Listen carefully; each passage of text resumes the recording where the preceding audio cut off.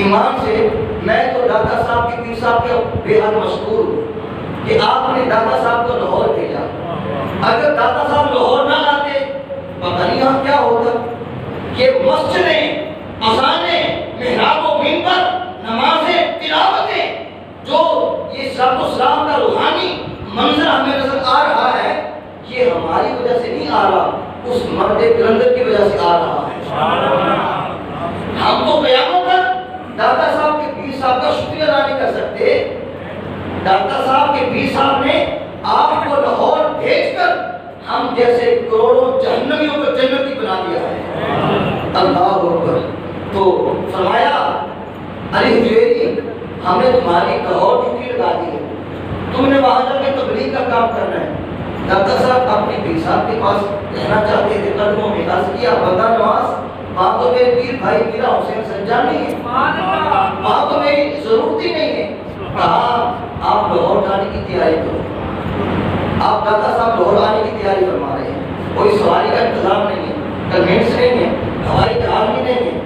ہمارے بزرگ جانتے ہیں کہ پرانے زمانے میں جب لوگ حج یا عمرہ کرنے جاتے تھے تو بڑی مشکل سے کم از کم ایک سال میں وہاں پہنچتے تھے، اور زیادہ سے زیادہ 1.5 سال 2 سال 2.5 سال 3 سال میں وہاں پہنچتے تھے بڑی مشکل سے.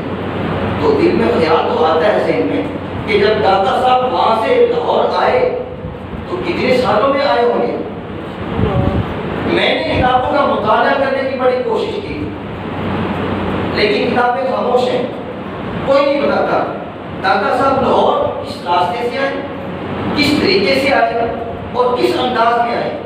تاریخ خاموش ہے، کوئی نہیں بتاتا داتا صاحب لاہور کیسے آئے. میں نے جب تلاش کیا تو داتا صاحب کی وہاں سے روانگی کا پتہ چلتا ہے کہ آپ وہاں سے چل رہے ہیں. تو میں تو صاحبو آپ کی حیات مبارکہ کا مطالعہ کر کے اس مقام پہ پہنچا ہوں، اس نتیجے پہ پہنچا ہوں کہ داتا صاحب کا ایک قدم دمشق کی غار بیت الجن کے دروازے پہ تھا اور دوسرا قدم دریائے راوی پہ تھا. سبحان اللہ. آپ کا ایک قدم دمشق کی غار بیت الجن کے دروازے پہ تھا اور دوسرا قدم دریائے راوی پہ تھا.